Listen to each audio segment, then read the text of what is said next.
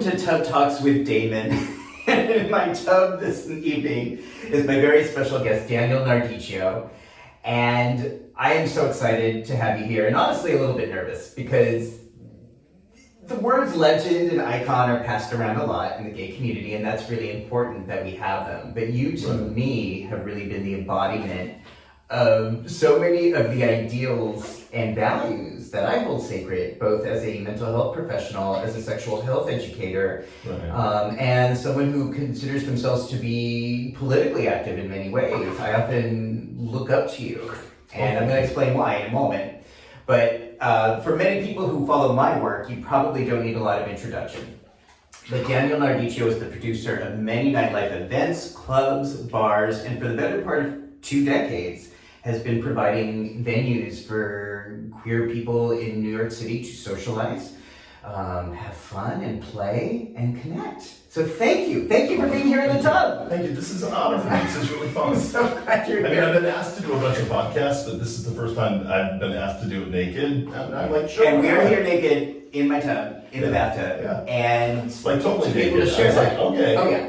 Yeah, to be able to share that together. And again, it's like, I think you have provided a venue for so many people to be free and open about their naked bodies and to even feel vulnerable and yet playful at the same time. Right. Yeah. So I want to ask you about that. But first, I want to ask you, what do you like most about your body?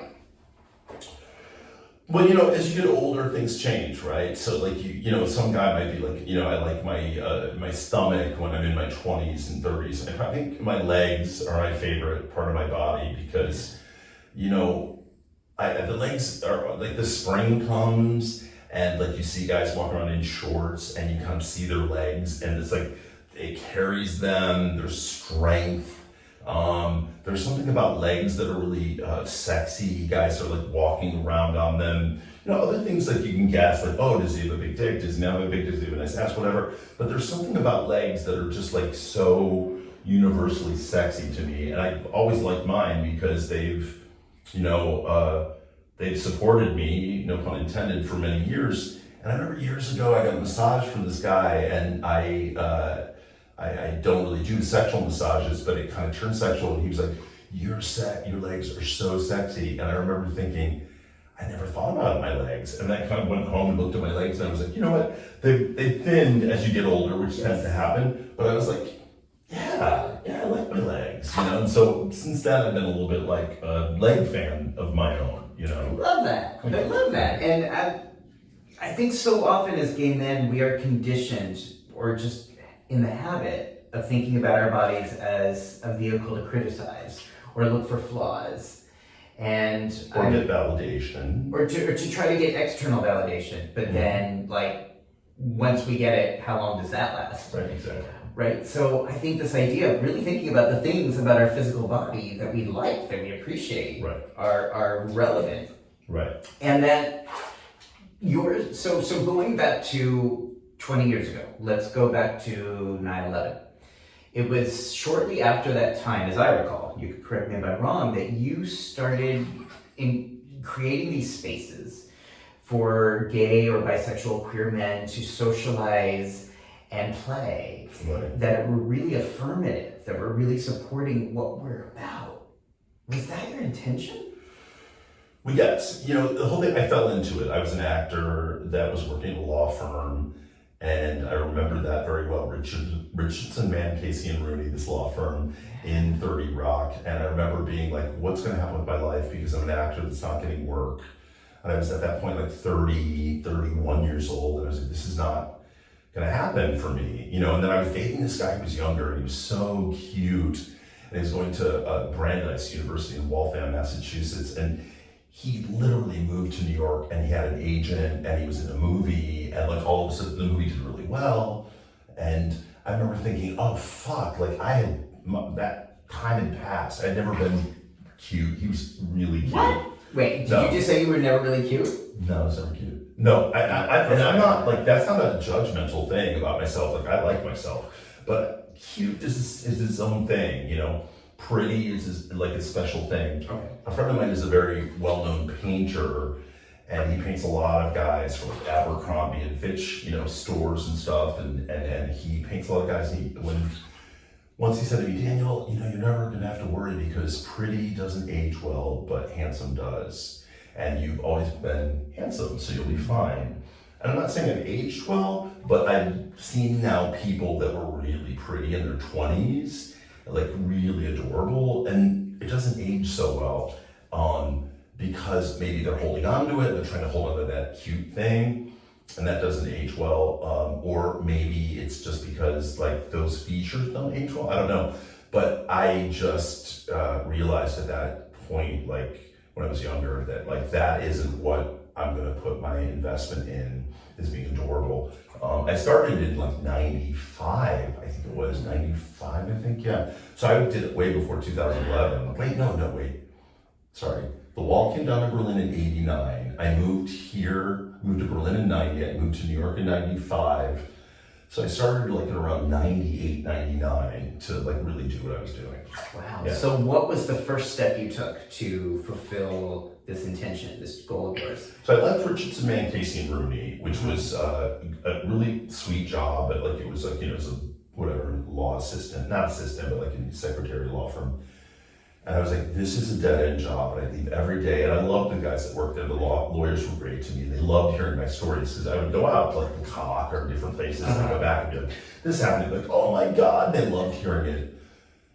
And then I quit and started working at this place called Pink Ink, which did like decor for events like the Oscars and different events like that. A lot of people worked there were in the burlesque, and they were like the neo-burlesque movement was just starting. So it was like Dirty Martini, Tigger, Julie Alice Muse, World Famous Bob, and they were all doing shows at the Slipper Room. And so I was the straight-laced guy that was like wanting to be an actor, and I would work at the office, and they would all go, you should come to our show tonight at the Slipper Room. And I'd go, yeah, I'll go. And I never went. I never had a drink. I never drank in my life until I was like 33. And so I went to the Slipper Room, and I started to go and watch their shows, and I was like, oh my God, this is a great world. And I remember one day I thought, I want to be a part of this world. And so I took out a $10,000 loan and I quit Pink Ink. I walked in and I said, I don't want to do this anymore. Wow. And I decided I was going to use that $10,000 to like build a career. And I started like doing shows. I did a gay show, like kind of variety show at the Slipper Room. They let me do it, called Daddy's Chicken. Because I had seen a girl at a bar, and she was with an old man, and she was young, and her tattoo said Daddy's Chicken on her arm right here. And I thought, wow, that's really decrepit and weird. I like it. And so I started doing this burlesque show at the Slipper Room with Tigger, all those people, Tigger, Julie, Dirty, and Bob, called Daddy's Chicken. And it kind of took off after a while. Gay guys started showing up. And I was living with Justin Vivian Bond at the time. And she came, and Sammy Joe, and Justin were dating, and then Sammy came, and we started it started to be like a scene. And then we'd leave there and go to Sweetie's thing at Cheese Whiz, and Sweetie and I became friends, and I started the burlesque people and the drag scene and trans. It all sort of came together in this like thing at that moment. And I was like, oh, I'm kind of on this thing, this movement that's happening. And then my friends these two guys that I knew were opening a gay bar in the basement of Marian's, which was a restaurant in the East Village, and they said, we're opening this bar.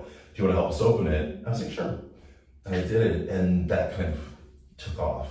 I just started doing stuff there. The opening night was packed, and it just took off. Now, was this the Slide, or was this something else? Slide. This way, okay. Yeah, So that was the first time. One of the first times I ever visited New York, I went to the Slide, and I didn't know your association at the time. I just knew like, wow, what a great club, what a fun energy, what nice people, and how much fun I had.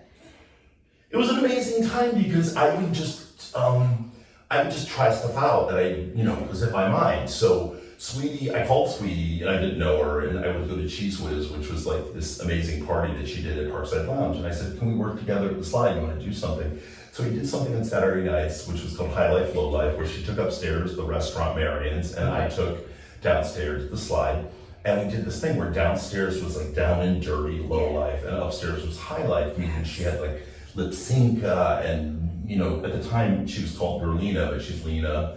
now, and Candace Kane, and you know, all these different people would come and perform. And downstairs we would do like really kind of dirty, interesting stuff. Yeah. And we kind of kept it a little highbrow downstairs. So like we did something called low life erotic theater, where the go-go dancers would, at 1 o'clock in the morning, we'd get on the microphone and start reading a porn script for like 5 minutes, and they had to act it out. Wow. And so it would be like, Sweetie wrote this one called Officer Smiggins Frisked Me, and it was about like a guy being pulled over by a police officer and getting frisked, and eventually he like took his clothes off and was like molesting him. And the dancers didn't know what it was, and we just would read it on the microphone. And the dancers would just be like, and then it would be like, oh yeah, and you reach between his legs, and the dancers would just do it. And one of my dancers at the time was Jeff Whitty, who wrote Oh, Another dancer was, you know, Jake Shears. Yes. You know, it was just kind of this Yeah. really fun time where you have an innocence to, like, back then, no one will understand if they're younger, but there was, can you imagine, like, when there were no cameras, there were no camera phones, there was no surveillance. Like, there was nothing like Nest in homes, so people could not watch in bars.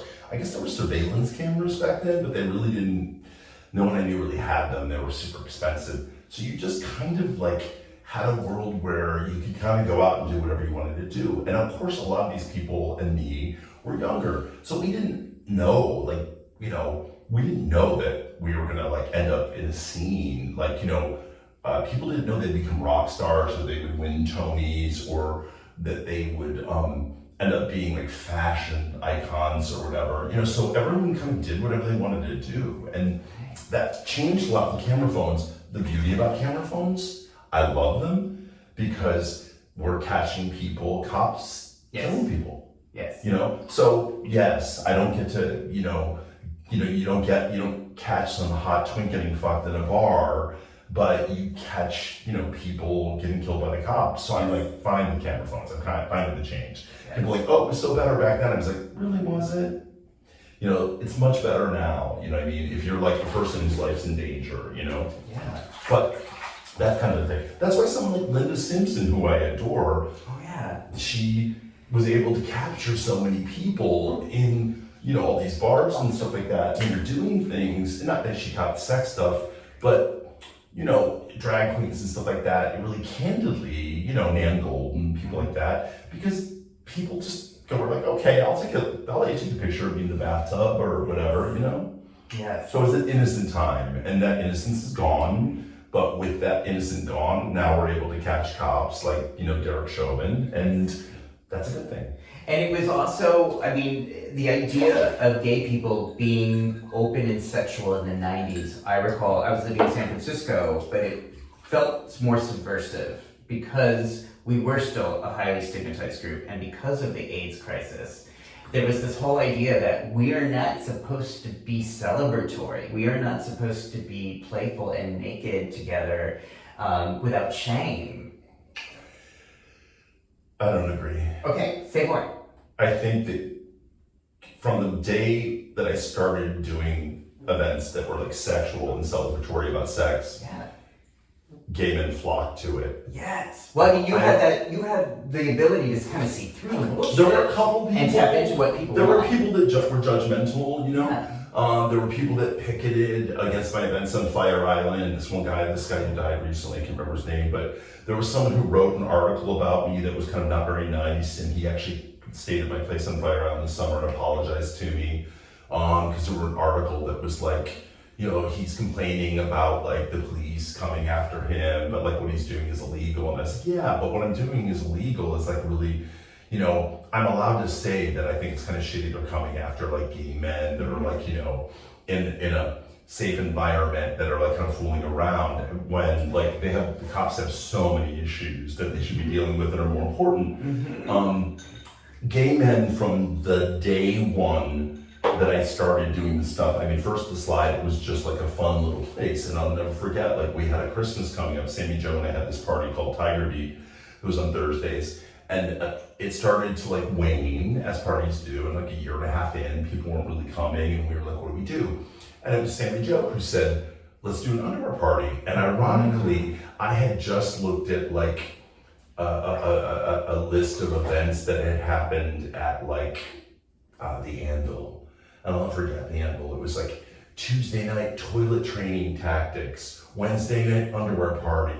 And I remember thinking, this was like in the fucking 70s. And I was like, okay, they're really going for toilet training tactics? I was like, wow, that's pretty hardcore. So I remember thinking, let's do an underwear party. It was Christmas was coming up. We knew it would be dead.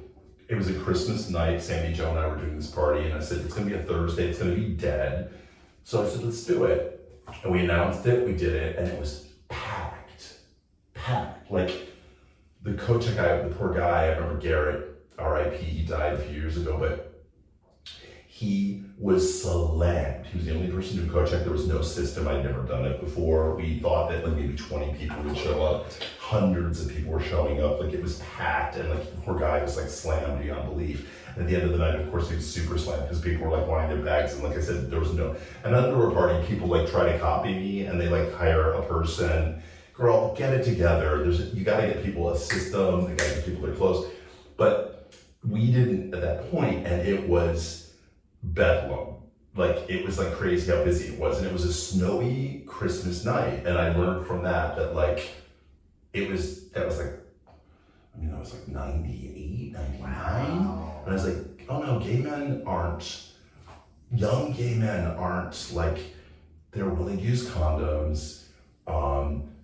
Even though that was a weird kind of touching issue for me because people kept coming to me and being like, you need to like have all this safer sex information. And I was like, I do. But at the end of the day, like gay men know now. Yes. The AIDS crisis has been around for 10 years, like by this point, or 15. I think they know what to do, and I can't literally walk around and stop them. So at some point we have to accept that if I'm not doing the party, they're not gonna just sit at home knitting. Right. So I said at some point we have to accept that this is gonna happen with or without me.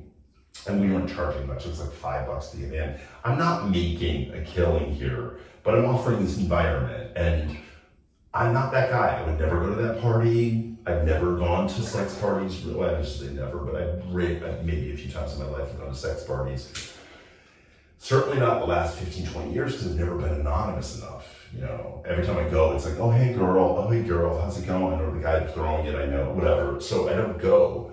So it wasn't that I was doing it because I'm like the sex pig. I was doing it because I thought like the world kind of needed it and it was fun. Right. You saw and you felt that there was that need. There was that need for people to connect. Gay men, this was like, what, 99? Yeah. And I was going out to Fire Island and started doing the underwear party there. It was like a sad period. You know, older gay men had lost so many people. Yeah. And I really felt for them. But younger gay men hadn't. Yeah. The protease inhibitors had come out. Younger gay men were feeling like there was a new lease on life. And I was about celebrating life, not necessarily admonishing. And that was really hard for a lot of people. I think, you know, people were calling me an AIDS peddler. And I was like, we have condoms, you can use condoms. It's a different world that we're in. I kind of feel like there's not one person at this party that doesn't know how you contract AIDS. So, or HIV, I should say contract HIV. And so we kind of have to accept that this is gonna happen, do it in a controlled environment where there at least is some social pressure. Yes. Like if one guy's fucking another guy comes in his ass at a party, at least there's like 5 people that are usually watching or joining. There's like more pressure. Whereas if like guys meet at a bar and go home, there's like, you know, and they're wasted. So I was kind of like in my mind thinking like, let's create an environment where there's like celebratory about sex and trying to be a little more responsible and, you know, and that's kind of how I got to like the COVID destroyers and Fire Island. So you know, that really reminded me. No, that's fine. That's like, it's like the more things change, the more they stay the same, because what I've seen you receive, the energy over this last year and a half with COVID, it felt like it was you were being cast in the role once again as villain, as the problem. Right. And I know during the time with HIV and AIDS, you were very aware of condom education and helping people understand how to use condoms. And I know that during COVID, you also took the lead in helping people on Fire Island understand how to reduce and prevent the spread of COVID. Well, the whole thing happened where, like with HIV on Fire Island, at the underwear parties and stuff in the city, that people would come to me and they'd be like, we want to start doing testing at like your parties. And I'd be like, I'm not doing that. And I said, you've got guys drinking that might find out they're HIV positive like 3 in the morning. Like, that's a bad idea. Like, better to do some sort of thing where you reach out to them during the day, or like talk, like we find a way to tell them, like, to be responsible, and if they're not, like, at least offer them something during the day. But you can't at a bar tell someone, I have some bad news for you at like 3 a.m. when they're like cracked out. And I'm not stupid. Like, the thing is, people tend to go, well, they shouldn't be cracked out. And I'm like, but they will be, whether you like it or not. Not all of them, and not a lot of them, but some of them will be messy, and that's what you don't need. So with COVID, the same thing happened where people were like, when they had that party on Fire Island on July 4th, and people were like, well, they shouldn't be on the beach without masks during COVID, but they're gonna be. Right. So instead of pretending that gay men, or just people in general, I mean, let's face it, in the South, they were congregating for Mardi Gras in New Orleans a couple of years ago, right at the beginning of COVID. They were, people are going to do what they're going to do. Yes. So instead of pretending they're not, and my whole thing is I don't believe in shame, which is my big thing, and I get attacked all the time. Me too. Because people are like, no, shame works. And I was like, I'm going to trust GMHC, which joined me with the COVID destroyers because they said shame doesn't work. I'm going to trust them over some guy on Facebook who's like telling me, well, shame worked because, I got my mother to stop smoking because I told her that it would, and shame's not going to work, and really historically, it drives people down deeper in their addictions, or it drives people down deeper in their behaviors, or it just makes them feel really bad. Both parties. Yes. So if I shame you about something, you and I will both feel bad. It doesn't mean I'm not going to do it. It just means I'm going to do it away from you, and then try to keep it from you and hide it from you. And that is what. Okay, so that is the very idea about harm reduction, which is what I've been practicing for 30 years in my work. And it's just that idea. Shame is not. Sometimes, maybe you can get short-term compliance by shaming someone. But as soon as your back is turned, as soon as you're not looking, as soon as the cameras are off, they're going to go back and do whatever the fuck they want to do, however the fuck they want to do it. So what we want to do, and what I see you doing, is working with people's minds and spirits, and to say, there's nothing wrong with wanting connection. Here are some ways we can make that healthier. And I feel like the COVID Destroyers was a wonderful example of you and GMHC bonding, connecting, and dealing with, I thought, was really some unfair accusations coming your way. It's like, you're not the reason why people are partying on Fire Island, and yet it felt like, once again, people were blaming you for something that gay men were going to do no matter what. Well, they're always going to go after the messenger, right? Like, if you're like someone who's just not going to say anything, people are going to leave you alone, right? But I was the one who was on Fire Island, and I was in my house alone pretty much the summer. I canceled all my events for the summer, but still somehow people got in their mind. I'm also reaching a point in my career where people look at me as like the rich old white guy. And so no matter what I do, I'm always going to be in trouble, right? I'm the rich old white guy. So I'm the problem now. No matter what I do, I'm like, well, yeah, but he's on his house on fire. And I don't own the house. Yeah. But, he said his house on Fire Island. How do you deal with that? How do you deal with that kind of energy being directed your way? You do good stuff. You try to do good stuff. You do good stuff, so they always say like self-esteem is created by esteemable acts, right? And so when I'm going through a tough time, like I did last summer, people were attacking me last summer because of the COVID destroyers. So why is he doing a GoFundMe? He should pay people, because I was using the money to pay drag queens to go out and do stuff, and I wasn't keeping the money. Me and Taylor, who's my right-hand man, Taylor Schubert, we didn't keep any of the money, but people were like, he's rich, and it was like, I haven't worked in a year, but even still, if I was rich, I'm asking people that have money to donate to help people that are out of work. That's kind of like a GoFundMe, which all of you are doing nowadays anyway, to like make your shitty album or to put you on your tour. Well, not shitty, but your album. Sometimes they're shitty, sometimes they're not. But like, I'm getting hit up every day for GoFundMes. And it's like, this was kind of a GoFundMe to pay people that were out of work. How do you not take that personally? I take it personally. Okay. And sometimes you just go to bed and you're like, I feel like people are attacking me and I don't understand why. And then something happened last year where I was like, all you can do is look at your intention. That's all you can do. You look at your intention. If my intention isn't pure, I apologize. If my intention is pure, I say, fuck you. And last year, I realized that everything I did, my intention was pure. This year, for instance, I got into a big thing because Juneteenth was a big weekend on Fire Island, and like they were promoting, it's Juneteenth on Fire Island, we're doing a big weekend where we're like, African Americans are coming out and talking about things, we're having symposiums, we're doing something at Whitehall. So I put on the flyer of the underwear party, the password this weekend is Juneteenth, because a lot of the younger twinks don't even know what that means, right? I thought, like, this past week was penultimate, it's the penultimate underwear party, and people laugh at me, they're like, why do you do that? I say, because people don't know what penultimate means. It means the one before the last, if you don't know. And I do that because I figure, teach the children a little bit. So I did Juneteenth on the flyer. I had, Corey Craig, who's my resident DJ, he's African American. I had a dancer, I can't remember her name right now, but I had a dancer, a burlesque girl who's African American.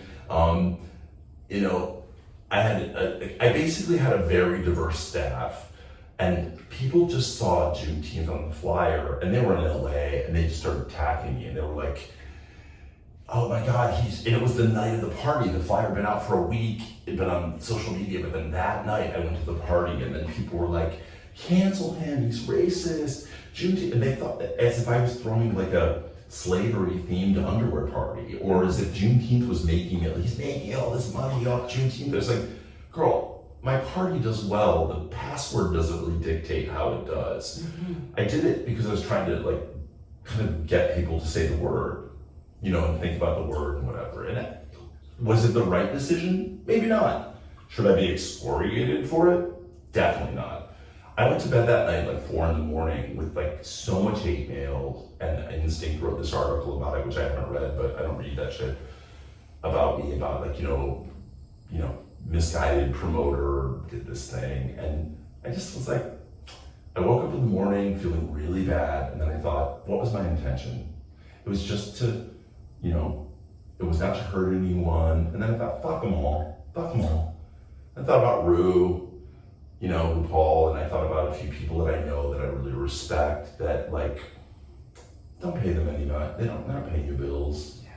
Yeah. They're not paying your bills. And if your intention was wrong, you apologize. And my intention wasn't wrong, so I just said, fuck them. And I fucked them in my head, fuck them. And the party did great. The summer was really great, and I did fine. So would I do that again? No. Did I learn something? Sure. But they were like, what now? What was the lesson? Juneteenth is a hot button thing for a lot of African Americans, and I realized I took it a little lightly. 100% I realized I didn't think about how that word would affect African Americans. Mm-hmm. But what bothered me is that people were, sorry, go ahead. There we go. What bothered me is that people were lying and saying the model on the flyer isn't black, he doesn't hire black people. Meanwhile, like I said, half my staff, that night was African, and even the summer's been very diverse, and prior summers I've always tried to be diverse. There was lying about me, and that's what I learned was if you touch on a hot button issue, people are just gonna make up shit because people are upset right now, and they're gonna come for you. And I'm accessible. Trump isn't. I'm accessible. Newt Gingrich isn't. Yes. But I have to ask myself all the time, why are they attacking gay people all the time? And I put that on Facebook and people get upset. I'm like, a film comes out and they're attacking gay people, and something comes out, I'm like, you're not focusing on the energy, the enemy. You're focusing on, a quasi-ally, you know what I mean? I'm an ally for sure, but like, you're not attacking the enemy. You're just like going after like Randy Rainbow. He's not transphobic. RuPaul's not transphobic. I 100% unequivocally can say that RuPaul is not transphobic. And people are still on my timeline, they're like, she's transphobic. No, she's not, Anyway, enough about that. Do you feel like it's balanced? Do you get acclaim and appreciation in proportion to the attack? Or do you feel like the attacks are... There's a great book out called The Cobbling of the American Mind that I read, which basically talks about this. It talks about how from, 300 years ago, this kind of stuff happened. She's a witch. Yeah. And then she's a witch. And then people in the town would go, she's a witch, to kill this woman, right? And then the people that knew she wasn't a witch were afraid to say something because we get into pack mentality. And that was hard for me because friends would call me and go, girl, I know you're not racist. Girl, black friends would call me, and I'd be like, I've worked for you for years. I can tell you right now, girl, you're not racist. And I'd be like, I would never say this to them, but I'd be like, why can't you put that on Facebook?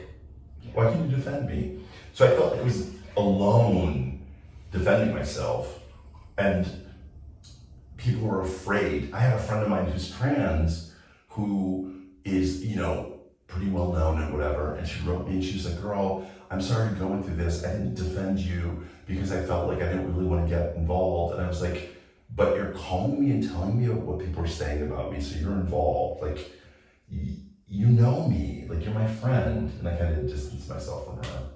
That was tough. But I learned that people won't do that. And so I do it.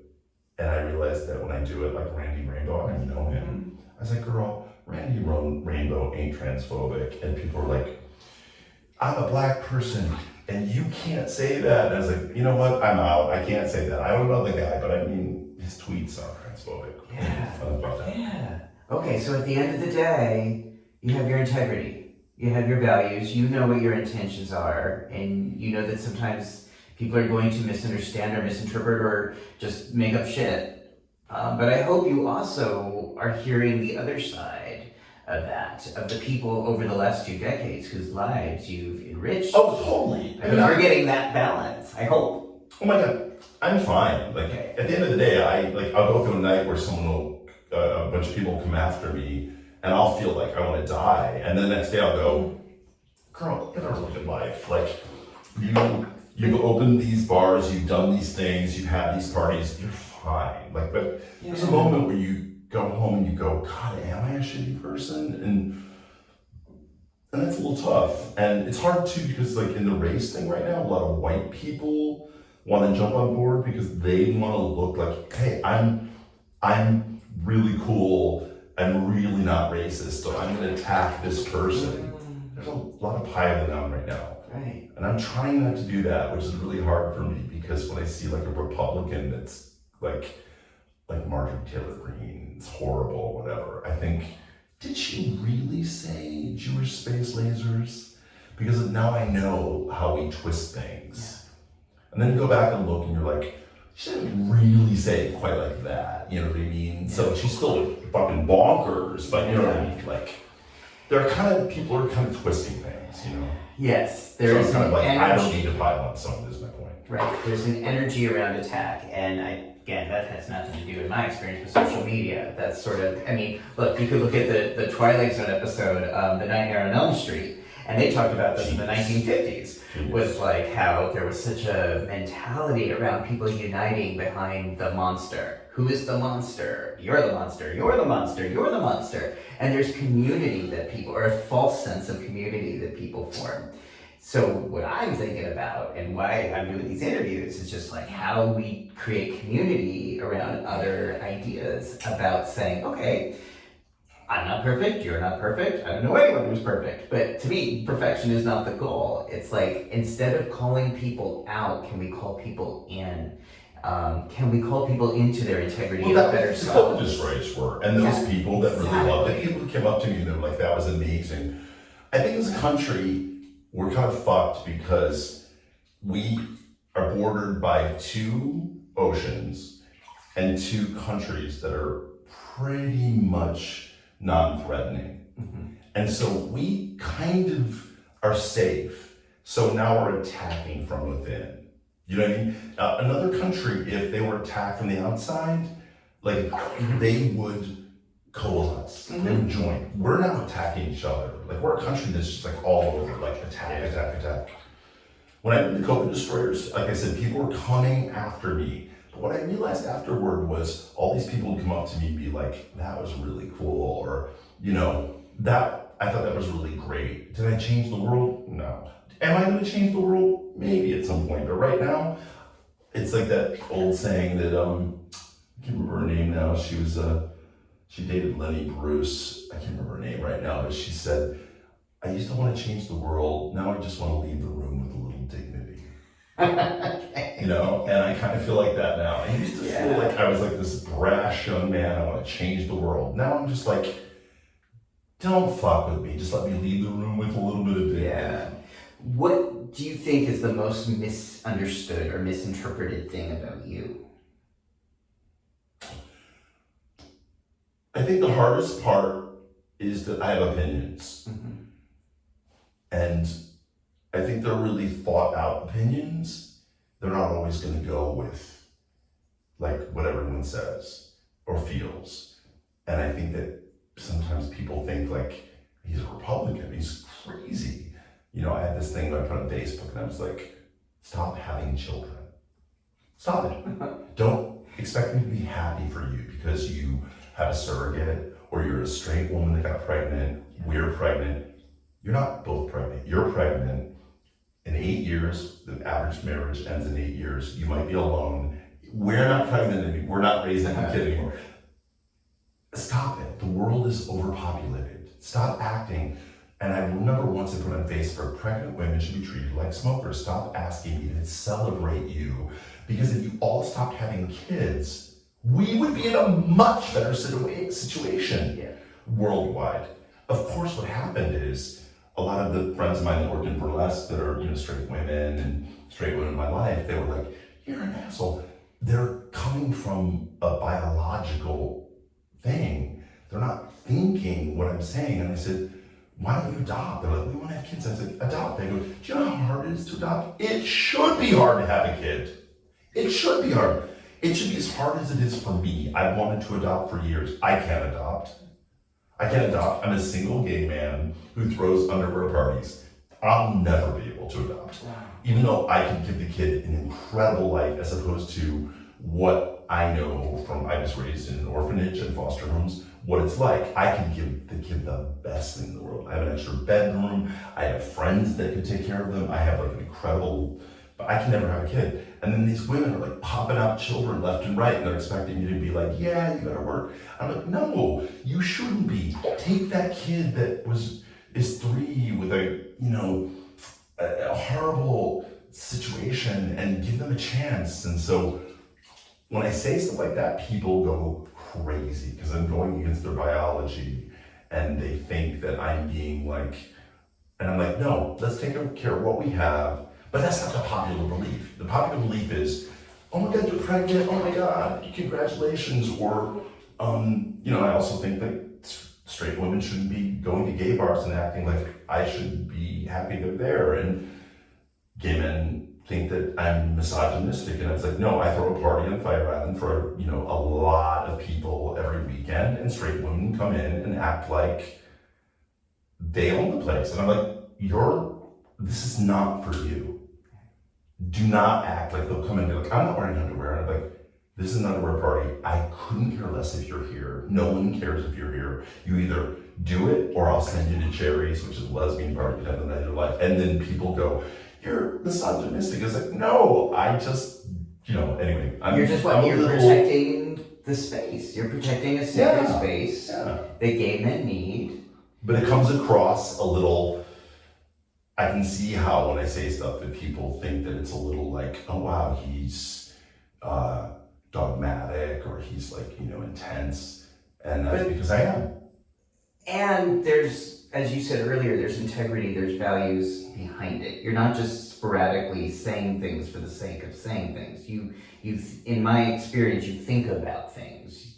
You have points of view. Now, people may not like it or agree with it, but you do have a logic for what you're saying. People should stop having kids. And I mean, the World Health Organization in the 1970s said the very same thing about overpopulation. Hence why we had Maude on primetime television and Erica Kane on daytime television had abortions, because it was this idea that was okay for a woman to decide to do that, and that the World Health Organization was encouraging women to think about controlling, using more birth control and thinking about abortion as a way to protect the earth, because they knew overpopulation was a problem in the 70s. And it's huge now. People should stop having kids and stop asking me to celebrate you having a kid. I'm not going to go to your baby shower. I'm not going to celebrate it. I'm going to look at you as if like you fucked up, because like you look at what scientists say in the next 20, 30 years, the world is going to be like insanely difficult in terms of water and heat and storms and this, that, whatever. And you're just like, but I want a kid that looks like me. It's like, fuck you and the kid that looks like you. Adopt. Like there was like a 7-year-old that like, and maybe the 7-year-old is like, has Down syndrome. I would take a Down syndrome kid in a heartbeat, and I can't. And you're just going, but I want someone that looks like me. And I'm like, fuck, like, what is wrong with you? Like, think beyond your biology. It's tough. And like, the other thing I deal with on Fire Island, which is like a microcosm of gay world for me, is that all these young kids are like, the environment. And I've never seen more people leave lights on, take an hour-long shower. They're like saying it, but I think they don't care, because I think the younger generation is like, it's going to hell in a handbasket. Let's just like, we don't care. I want to tell them that. Said that about us too. Well, so I want to say, I shut off lights. I'm a fucking annoying, Here's what I think people may not understand, or people who don't take time to understand. You are someone, in my experience, who has been incredibly generous and gracious, not only about creating sacred spiritual spaces, and I believe that sexual spaces and underwear parties are often sacred spiritual spaces. That's how I approach them. But you have done so much behind the scenes to promote and encourage HIV prevention in so many ways. And we first met because I was working in HIV vaccine trials. Now I have a confession, and I'm embarrassed to say that I don't care.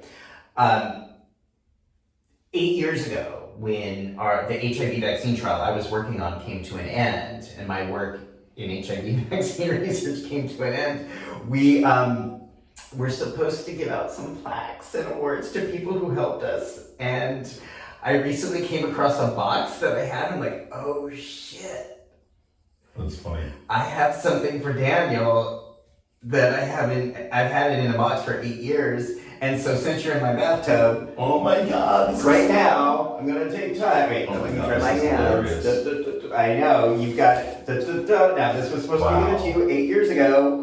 But, and I don't know if I'm going to get in trouble for giving it to you now, but because you did so much to help our vaccine research, because you did so much to help me and the staff at Project Achieve and Columbia Research University, we have this plaque. It's been sitting in my Oh my God, that's so fun. Thank you. And I'm sorry, but hey, now you're in my bathtub, so I'm going to give it to you. I've never had a plaque in a bathtub. There you go. It is a reminder of who you are and what I think you stand for. And again, I know that you have I have opinions.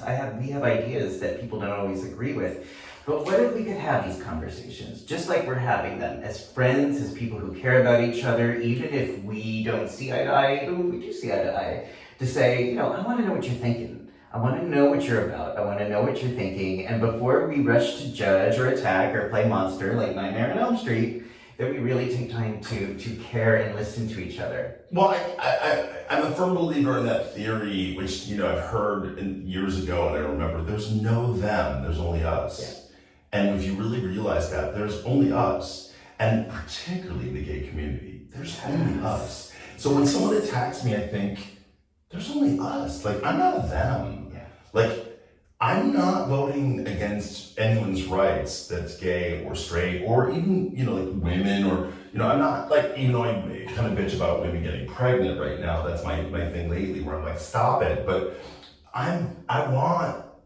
there's only us. I want it for all of us. And Republicans are so hard for me right now to deal with, and I deal with them on a daily basis because one of my best friends is Republican, and we have these conversations where I'll Not Liza. Oh, no. I don't know. No, a friend of mine on Fire Island is the sweetest guy ever. He's Republican, and I'll say to him, like, whatever, I'll talk to him, Biden did this, and or Obama did this, and I'll be like, oh my God, like, it's tough. And I'd go, you know what, he's us, we're all us, it's not them. And I'm trying not to like have that mentality, like it's us against them. It's hard. It's hard for me with straight people because they keep trying to legislate my life. Yeah. To just go, like I was saying about Fire Island, stop coming over to Fire Island and worrying about gay guys nude on the beach. Brookhaven, you have so many problems. Deal with your own fucking problems. Yeah. Gay guys don't really rob. You know who robs on Fire Island? Straight people coming over. They come over and rob us. Mm-hmm. And then we have to deal with that. So anyway, I have a lot of opinions and they're not always popular. But I value you and I really appreciate you. I appreciate you, what you give to our community, what you're still giving to our community. And I appreciate that you're the brunt of a lot of aggressive, angry energy, for speaking out and for being authentically who you are and for expressing yourself the way you do.